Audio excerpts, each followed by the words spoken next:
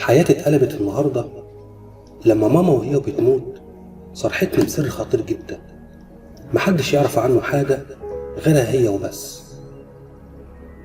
أنا اسمي آية وعندي 30 سنة، مطلقة بعد جوازي ب9 سنين، بس ربنا ما أردش إني أخلف. والدي متوفي وعايشة مع والدتي المريضة وأخويا يوسف. يوسف ده أصغر مني ب3 سنين، بيشتغل وبيصرف علينا وأنا بخدم أمي وبعمل الأكل وبشوف طلبات البيت. ما قدرتش أنزل أشتغل عشان مش هينفع أنزل وأسيب ماما لوحدها.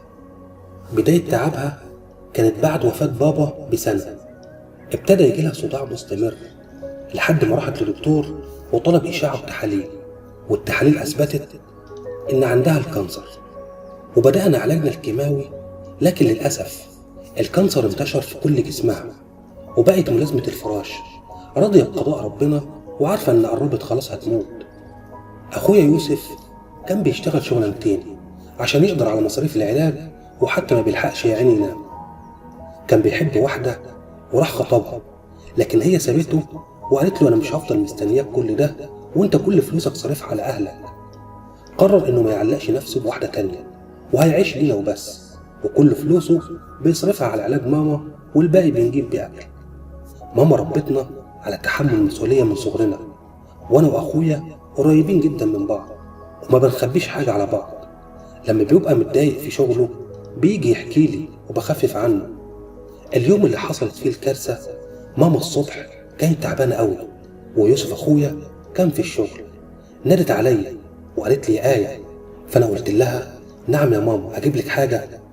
قالت لي لا يا بنتي، تعالي اقعدي جنبي، أنا عايزة أتكلم معاكي شوية. رحت لها وقلت لها خير يا ماما. قالت لي يا بنتي في حاجة أنا شايلها في قلبي وخانقاني، اسمعيني وما تقطعينيش في الكلام.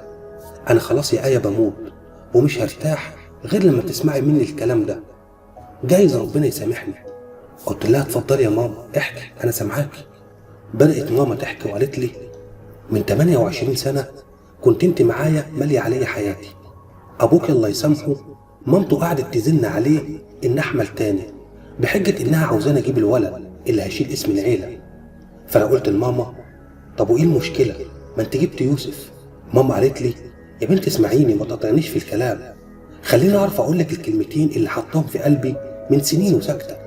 المهم يا بنتي حملت وعدى أول شهر ورحت للدكتور والدكتور طمني على الحمل. لحد الشهر الرابع اللي رحت فيه للدكتور وسألته، قلت له أنا حامل في ولد ولا في بنت؟ قال لي الحقيقة مش باين حامل في إيه، بس كده هيبقى احتمال بنت. روحت البيت وحكيت لأبوكي، بس أنا ما توقعتش رد فعله. لقيته بيزعق فيا جامد وبيكسر البيت وبيقول لي أنت حامل في بنت إزاي؟ أنا عاوز الولد، وأنا يا بنتي ما كانش ليا ذنب. بس أنا هديته وقلت له هغير الدكتور وممكن يكون كلامه غلط، بلاش تتسرع. تاني يوم رحت للدكتور تاني، لكن أول ما حط السونار على بطني أكد لي إنها بنت. سبته ومشيت وأنا مش عارفة أقول لأبوك إيه اللي قاعد مستني أقول له إن هجيب له الولد. فأنا بصراحة قلت لماما أنا مش فاهمة حاجة، أنا مش فاهمة أنت بتقولي إيه ولا بتحكي في إيه. ماما قالت لي سيبيني أكمل كلامي الأول. المهم روحت البيت لقيت أبوك قاعد مستني وعينه بتطق شرار، فسألني قال لي عملت إيه؟ فأنا كذبت عليه وقلت له أنا طلعت حامل في ولد والدكتور الأولاني كان غلطان. فهو رد عليا وقال لي بجد مش مصدق نفسي، أخيرا هتجيبي لي الولد اللي نفسي فيه؟ اضطريت أكذب عليه يا بنتي عشان بيتي ما يتخربش، أنا بحكي لك الكلام ده عشان تدوري على أختك. فأنا قلت لها أختي؟ أختي مين؟ أختي إزاي؟ يا ماما أنا مش فاهمة حاجة. فماما قالت لي هكمل لك يا بنتي، اسمعيني كويس.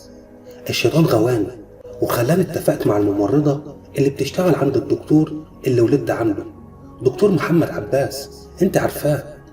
فانا يا بنتي اديت لها اسوره دهب غاليه جدا كانت عندي، وقلت لابوكي انها وقعت مني في مقابل انها تظبط لي ميعاد ولادتي مع ميعاد ولاده واحده حامل في ولد ونبدل الطفلين. فانا قلت لماما ايه يا ماما اللي انت بتقوليه ده؟ ماما قالت لي دي الحقيقه يا بنتي، والله يوسف مش اخوكي، دور على اختك يا آية وخليها تسامحني وخلي يوسف يسامحني، وسامحيني يا بنتي، وادعي لي ربنا يسامحني. وفجأة لقيتها سابت ايدي وصوتها راح. كانت حاسة بنفسها وعارفة انها خلاص هتموت. اما انا فانا جالي صدمة، وادركت ان ماما مشيت وسابت لي حمل تقيل قوي فوق كتفي، مش عارفة هتصرف فيه ازاي. قعدت جنبها على الارض وجسمي كله بيترعش، ما بقتش عارفة اصوت ولا اتكلم مين، وما حسيتش بنفسي غير والباب بيتفتح. لقيت يوسف جه، فبيقول لي ايه اللي منيمك على الارض كده؟ وماما ايه اللي منيمها لحد دلوقتي؟ ماما مالها يا آية؟ ما صحيتهاش ليه؟ رد عليا. فانا قلت له ما تتعبش نفسك يا يوسف، ماما خلاص ارتاحت وربنا خد امانته. يوسف قال لي اوعى تقولي كده، ماما هتخف وهتبقى كويسه. وفجاه لقيته انهار من العياط وقعد يهز فيها، مسكته وبعدته عنها. بعد كده كلمت خالي وجابوا المغسله وصلينا عليها، وانا بودعها قربت من ودنها وقلت لها ما تخافيش، ما تخافيش يا ماما، انا هريحك في تربتك وكل حاجه هتتصلح. وقعدت ادعي لها. اول يوم عدى علينا كان صعب قوي، كاننا كنا بنحلم وما كناش عاوزين نصدق ان ماما راحت خلاص مننا. كنت قاعده في اوضتي عمال اعيط، مش عارفه اعيط على امي اللي ماتت ولا اخويا اللي عايشه معاه بقالي 28 سنه وهو مش اخويا. فجاه لقيت الباب خبط ويوسف دخل. يوسف قال لي انت قاعده لوحدك ليه يا آية؟ تعالي اقعدي معايا، انا مخنوق مش قادر اقعد في البيت من غير ماما. ولقيته قاعد يعيط ويقرب مني ويحضني. رحت افتكرت كلام ماما وبعدته عني، هو مهما كان مش اخويا، مش من امي وابويا، حرام يقرب مني. فانا قلت له معلش يا يوسف، انا محتاج اقعد لوحدي شويه. من فضلك سيبني لوحدي دلوقتي. ولما قعدت لوحدي قعدت افكر، طب هو ملوش ذنب في اي حاجه، بس هو مش اخويا ولازم يعرف الحقيقه عشان نشوف هنتصرف انا وهو ازاي. انا مش هشيل الحمل ده لوحدي، لازم اتجرأ واعرفه الحقيقه. وانا وقاعده بفكر لقيت طليقي بيتصل بيا عشان يعزيني. استغربت جدا لاني من ساعه ما سيبنا بعض محدش فينا كلم التاني. فتحت عليه ورديت، فهو قال لي ازيك يا آية، كان نفسي اكلمك في ظروف احسن من دي، البقاء لله. فانا قلت له ونعم بالله يا محمد، شكرا لسؤالك. فلقيته بيقول لي انا كنت عاوز اتكلم معاك شويه. فانا قلت له مفيش بينا كلام يا محمد، وبعدين ده مش وقت تتكلم معايا فيه. وقفلت معاه واستجمعت قوتي وطلعت ليوسف عشان احكي له عن كل حاجه، بس لقيته بيتكلم في التليفون. معرفش ايه اللي خلاني اقف ورا الباب اسمعه. سمعته بيتكلم خالي وبيقول له انا شاكك ان آية مخبيه عليا حاجه، بتتعامل بطريقه غريبه. اول مره احس انها مش عايزه تتكلم معايا خالص. اول ما سمعت كده ما قدرتش امسك نفسي وطلعت وقلت له انا فعلا مخبيه عليك حاجه لازم تعرفها، ماما خبتها عليا وعليك من زمان، احنا مش اخوات يا يوسف. فلقيته بيقول لي انت بتقولي ايه؟ مش اخوات ازاي؟ يعني ايه؟ انت شكل موت ماما اثر عليكي. فانا قلت له انا اهو مفيش حاجه اثرت عليا، ولا موت ماما ولا اي حاجه. كل الحكايه ان ماما قبل ما تموت صرحتني بسر محدش يعرف عنه اي حاجه غيرها. قالت لي ان انا وانت مش اخوات، وان بابا كان نفسه يجيب ولد، وهي اضطرت تعمل كده عشان بابا لما عرف انها ممكن اللي في بطنها تكون بنت كان هيطلقها ويرميها. ماما ملهاش ذنب يا يوسف، وانا وانت ملناش ذنب. احنا لازم ندور على اختنا، واللي عايشه مع اختنا دي تبقى مامتك. لقيت يوسف بيقول لي آية انت بتتكلمي بجد؟ انا مش مصدق نفسي. يعني انا كل ده عايش في كذبه، عايش مع ناس مش اهلي؟ امال انا ابن مين؟ ليه عملتوا فيا كده؟ فانا قلت له ما تلومنيش انا يا يوسف، انا زيك، انا كمان كنت عايشه في كذبه وعارفه انك اخويا ابن امي وابويا، لكن للاسف كل ده طلع كذب. معلش يا يوسف، انا عارفه ان مش وقته، بس احنا مش هينفع نعيش مع بعض. انا وانت مش اخوات، وماما ما كانتش بترضع، يعني احنا حتى مش اخوات في الرضاعه. لازم تشوف مكان تعيش فيه، او انا ممكن اروح عند خاله لحد ما نشوف هنعمل ايه. بس يا يوسف انا عايز اطلب منك طلب صغير، ما تحكيش لحد الموضوع ده، سيب ماما ترتاح في تربتها، ما تخليش اي حد يتكلم عليها. فلقيته بيقول الله يسامحك يا ماما انت وبابا، ولا بلاش ماما وبلاش بابا، ما انا طلعت ماليش اهل، ليه تعيشون العمر ده كله في كذبه كبيره؟ اروح فين انا دلوقتي؟ ادور على اهلي فين؟ فانا قلت له هنلاقيهم يا يوسف، اوعدك هلاقي اهلك. ماما ادتني شويه معلومات لازم ادور عليهم والاقيهم، عشان هم دول اللي هيوصلوني لاختي. فانا سبت يوسف ودخلت اوضتي عشان افكر انا هعمل ايه. قعدت شويه مع نفسي ولقيته بيلم هدومه وبيقول لي انا هبات في الشغل كام يوم يكون دبرت نفسي ولقيت شقه ايجار. انا عارف يا ايه انك مالكيش ذنب في كل اللي بيحصل ده، بس هي ظروف وحكمت عليا انا وانت. المهم انت محتاجه حاجه اجيبها لك قبل ما امشي؟ فانا قلت له خلي بالك من نفسك يا يوسف، وكلمني طمني عليك اول ما توصل.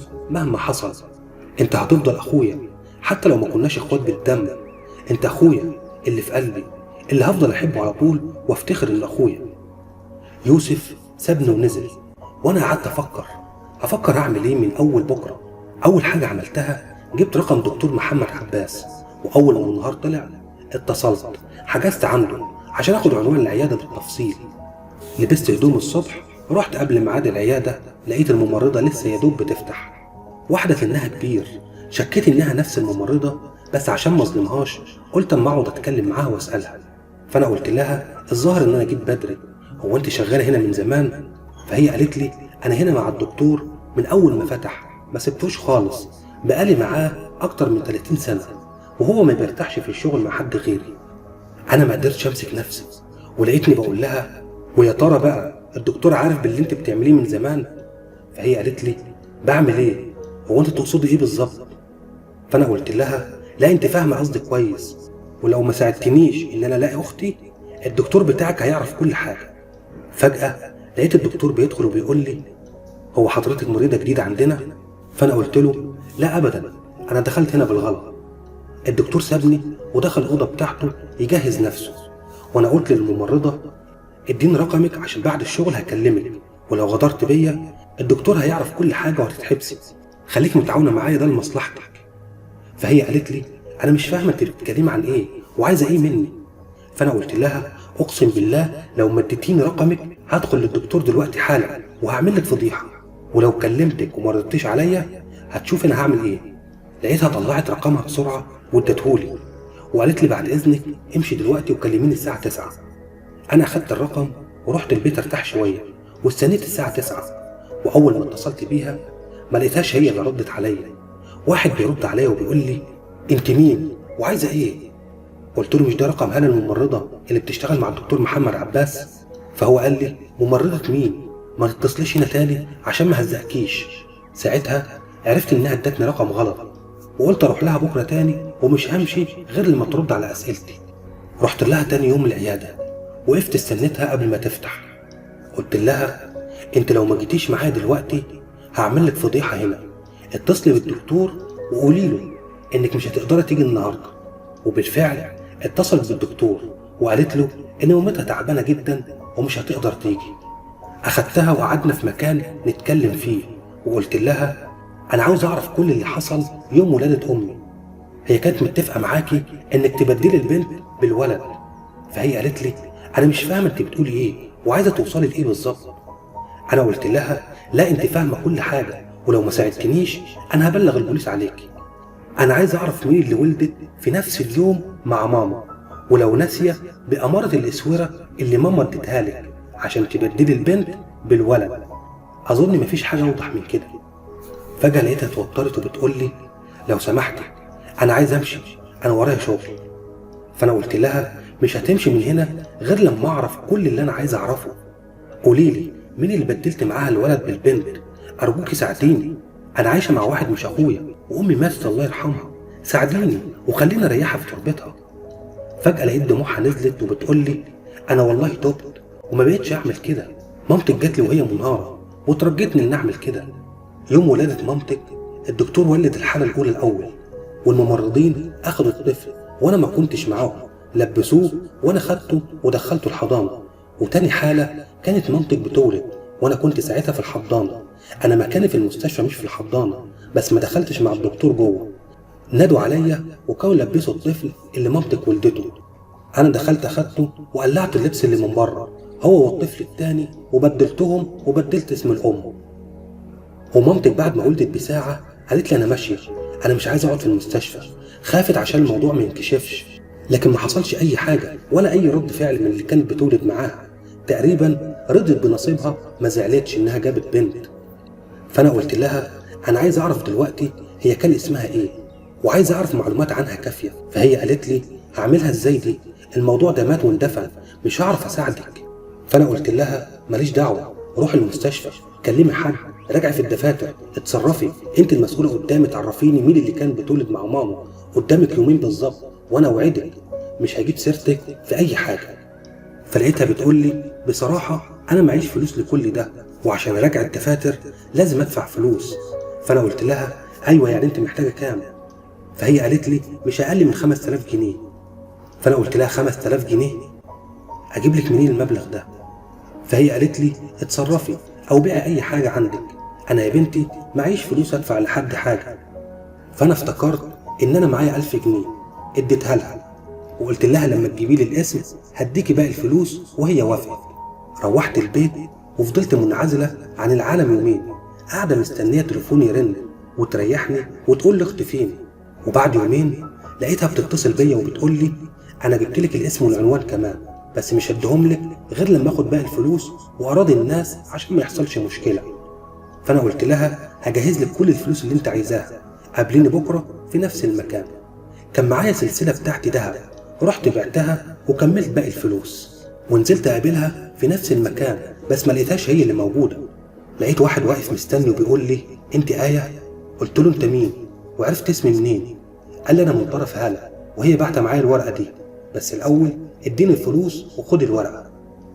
انا ما ترددتش لحظه واديت له باقي الفلوس، واخدت منه الورقه، لقيت مكتوب فيها عنوان واسم ورقم تليفون.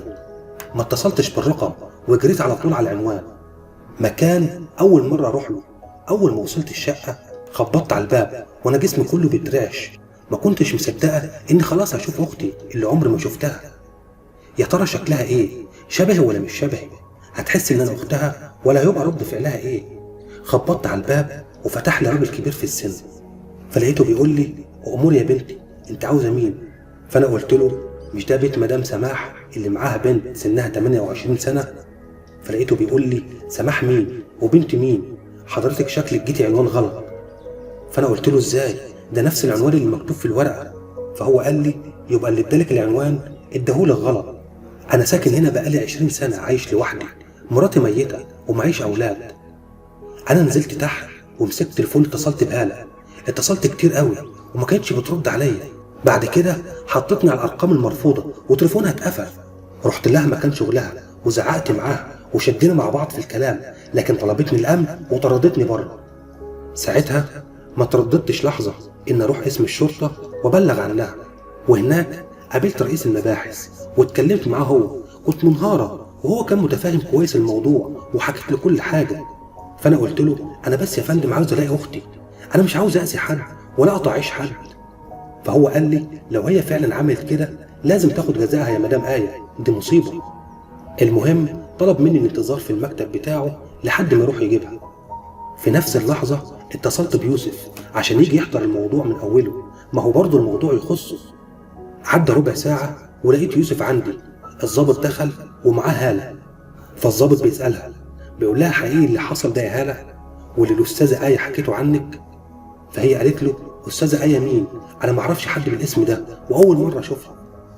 فالضابط قال لها بقول لك ايه، ما تستهبليش، هي معاها رساله منه وتسجيل بصوتك لما قابلتك بره، سجلت لك كل الكلام، خليكي معاونه معانا عشان انت ست كبيره ومش حمل بهدله. فهي قالت له خلاص يا باشا انا هحكي لك عن كل حاجه، ما بقاش ينفع اخبي. وبدات هالة الممرضه تحكي وتقول انا فعلا اتفقت مع مامتها ان ابدل البنت بالولد، لكن انا راجعت نفسي وكنت هرجع في كلامي في نفس اليوم اللي ولدت فيه وارجع لها الاسوره عشان ما يحصليش مشاكل وانا عندي اولاد. لكن المعجزه اللي حصلت يا حضره الضابط انها فعلا جابت الولد، وانا الشيطان لعب بعقلي وقلت انا ليه ما استفادش واخد الاسوره، وكانها جابت بنت واتبدلت. ولما الاستاذه آية جات لي قلت اما استفاد لي بقرشين عشان الحاله صعبه اليومين دول، لكن انا ما بدلتش حد وهم اصلا اخوات.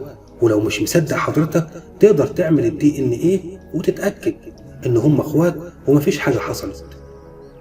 اول ما سمعت الكلام ده منها اتعصبت جدا، يعني انت ما رحمتيش ماما وهي كانت عايشه طول ال 28 سنه ضميرها مأنبها ومتعذبه وكاتمه في قلبها السر؟ انت لا يمكن تكوني بني ادمه.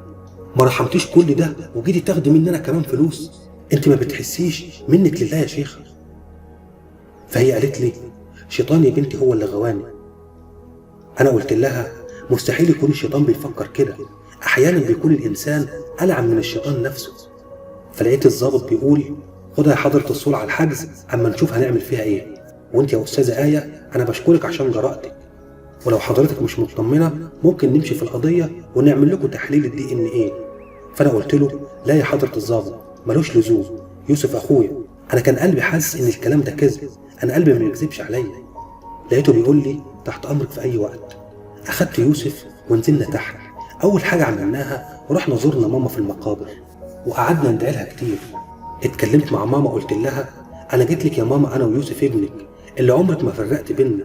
يا ريتك يا ماما كنت حكيتي لي من زمان السر ده، كنت عايشك مطمنه واكشف لك السر اللي ما كنتيش تعرفيه، ان يوسف هو ابنك فعلا. اكيد انت سمعاني يا ماما وحاسه بيا وبيوسف. يا ريت تكوني مرتاحه ومطمنه، انا ويوسف ملناش غير بعض. حضنت يوسف وخدته وروحنا على البيت. واحنا وماشيين سالني السؤال المعتاد، ايه يا ست آية هتعمل لنا اكل ايه النهارده؟ فانا قلت له بهزار هو انت ما بتفكرش غير في بطنك؟ فلقيته بيقول لي ما انا بقالي يومين ما باكلش بسببك، اروح اجيب هدومي الاقيك محضره لي افخم اكل. فانا قلت له من عينيا يا حبيبي. وانت عزيزي المشاهد لو انت موجود لغايه دلوقتي يا ريت تدعمنا بالاشتراك في القناه وتفعل زر الجرس وتضغط على زر الاعجاب وتكتب لنا رايك في تعليق اسفل الفيديو عشان ده بيحفزني كتير وبيخليني كمان اتشجع ان انا انزل فيديوهات كتير انتوا بتحبوها. ودمتم بخير.